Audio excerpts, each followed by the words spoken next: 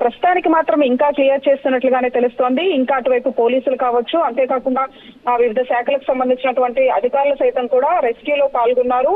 ప్రధానంగా ఎప్పుడైతే ఈ కంకర్ లారీతో వచ్చినటువంటి టిప్పర్ లారీ ఒక్కసారిగా బస్సుకు ఢీకొట్టిన తర్వాత ఆ సమయంలో కనీసం వాళ్ళు తేరుకొని బయటికి ఆలేనటువంటి పరిస్థితిగా కూడా చెప్పుకోవచ్చు. ఎందుకంటే ఏదైతే వాళ్ళు ఒకవేళ బస్ డ్రైవర్ నిర్లక్ష్యం వహించినా, లేదంటే టిప్పర్ లారీ సంబంధించినటువంటి అతను నిర్లక్ష్యం వహించినా కూడా ఈ రోజు 16 మంది మృతి చెందడం దాని పట్ల ఒక విషాదకరమైనటువంటి వార్తగా చెప్పుకోవచ్చు. ఎందుకంటే కొద్ది రోజుల క్రితమే మన కర్నూలుకు సంబంధించినటువంటి ఆ తీవ్ర విషాద ఘటన నుంచి బయటకు పడకముందే మళ్ళీ ఈ రోజు ఈ ఘటన జరగడం దాని పట్ల కూడా ఒక దిగ్భ్రాంతికి గురి చేస్తుందని చెప్పుకోవచ్చు. ప్రస్తుతానికి మాత్రం సహాయక చర్యలు అయితే కొనసాగుతూ ఉన్నాయి.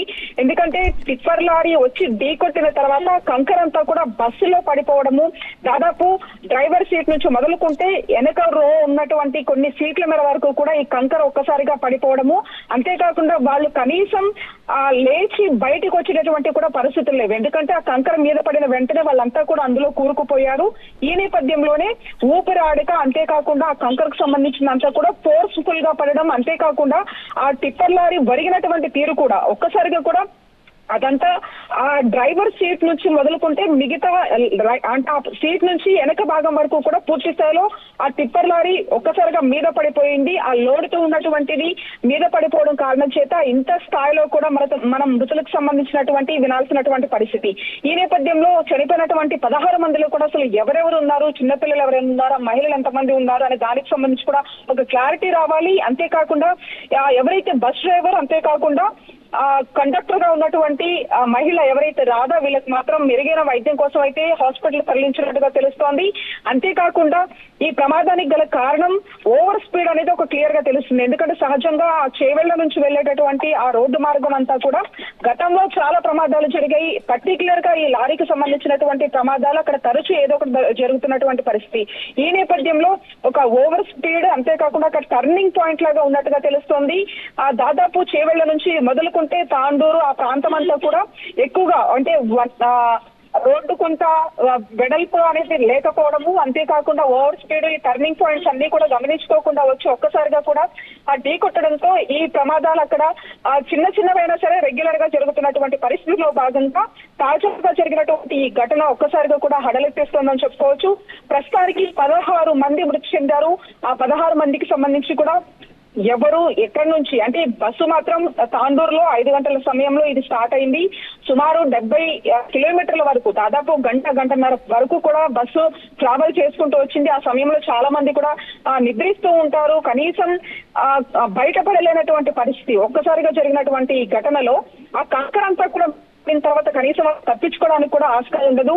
దాంతో ఒక్కసారి అది ఒరిగిపోవడము, ఆ లోడ్ అంతా, ఆ వెయిట్ అంతా, ఒకవైపు లారీ లోడ్ కావచ్చు, అంతేకాకుండా కంకర్ అంతా కూడా మీద పడడంతో కూడా వాళ్ళు ఏదో తప్పించుకోలేనటువంటి పరిస్థితి. ఈ నేపథ్యంలోనే మృతుల సంఖ్య అంతకరకు పెరుగుతూ వస్తుంది. మొదటగా ఒక టిప్పర్ లారీ డ్రైవర్ మాత్రమే మృతి చెందారని చెప్పేసి అన్నారు. తర్వాత కొంతమంది తీవ్ర గాయాలయ్యాయని చెప్పారు. కానీ ఇప్పుడు కొద్దిసేపటి క్రితమే ఏసీపీ మాట్లాడుకుంటూ దాదాపు 16 మంది చనిపోయారు, 8 మందికి తీవ్ర గాయాలయ్యాయని చెప్తూ ఉన్నారు. ఆ 8 మందిలో కూడా వాళ్ళ పరిస్థితి ఏ విధంగా ఉందని కూడా ఒక క్లారిటీ రావాలి. ప్రస్తుతానికి వాళ్ళకి మెరుగైన వైద్యం కోసం మాత్రం ప్రభుత్వ హాస్పిటల్ కి అయితే తరలించారు. ఈ నేపథ్యంలో ఈ ప్రమాదానికి సంబంధించి గల కారణాలు ఏంటి అంటే ఓవర్ స్పీడ్ అనేది ప్రాథమికంగా చెప్తున్నప్పటికీ కూడా ఆ సమయంలో ఏమైనా నిద్రమత్తు ఉన్నా కూడా ఇది అంటే ఎదురుగా వచ్చినటువంటి వాహనాన్ని కూడా గుర్తించలేక నిద్రమత్తులో చేసినటువంటిది. దాంతో పాటే ఈ ఓవర్ స్పీడ్ కూడా కారణం అనేది కూడా తెలియాలి. ప్రస్తుతానికి మాత్రం సహాయ చర్యలు కొనసాగుతూ ఉన్నాయి. బస్ లో ఇంకా ఆ కంకర అంతా కూరుకుపోయేసరికి అందులో ఇంకా ఎవరైనా ఉన్నారా అన్న దానికి సంబంధించి కూడా రెస్క్యూ కొనసాగుతోంది. చూసినటువంటి ఆ ప్రమాద దృశ్యాలు కూడా చాలా భయానకంగా ఉన్నాయని చెప్పుకోవచ్చు. వరుసగా జరుగుతున్నటువంటి ఈ ప్రమాదాల నేపథ్యంలో కూడా అంటే ఏదైనా ఒక బస్సుకు సంబంధించి కొంత వాళ్ళు సేఫ్టీ ప్రికాషన్స్ తీసుకొని కారణంగా జరుగుతున్నటువంటి పరిస్థితులు చూసాం. కానీ మనం సరిగా వెళ్ళినా కూడా ఎదురుగా వచ్చేటటువంటి వాళ్ళు ఎంతమంది వస్తున్నారనేది మాత్రం ఈ ఘటనలు ఏదైతే కర్నూలు ఘటన కావచ్చు, లేదంటే ఇప్పుడు జరిగినటువంటి ఈ మీర్జాగూడ బస్సు ప్రమాదపు ఘటన ఒక ఉదాహరణ అని చెప్పుకోవచ్చు. ఈ నేపథ్యంలో ఒకవైపు ఇప్పటికే మంత్రి పొన్నం కూడా ఈ ఘటనకు సంబంధించి దిగ్భ్రాంతిని వ్యక్తం చేశారు. ఘటనకు సంబంధించినటువంటి కారణాల మీద కూడా ఇప్పటికే ఆర్టీసీ ఎండీతో కూడా మాట్లాడడం జరిగింది. సహాయక చర్యలు కావచ్చు, అంతేకాకుండా ఎవరైతే క్షతగాత్రులకు సంబంధించినటువంటి వాళ్ళకి మెరుగైన వైద్యం కూడా అందించాలంటూ కూడా ఆయన ఆదేశాలను జారీ చేయడం జరిగింది. ఆ టిప్పర్ ఏదైతే రాంగ్ రూట్ లో వచ్చినటువంటి కారణంగా ఈ ఇన్సిడెంట్ జరిగినట్లుగా కూడా ప్రస్తుతానికి మంత్రి అయితే వెల్లడించినటువంటి పరిస్థితి.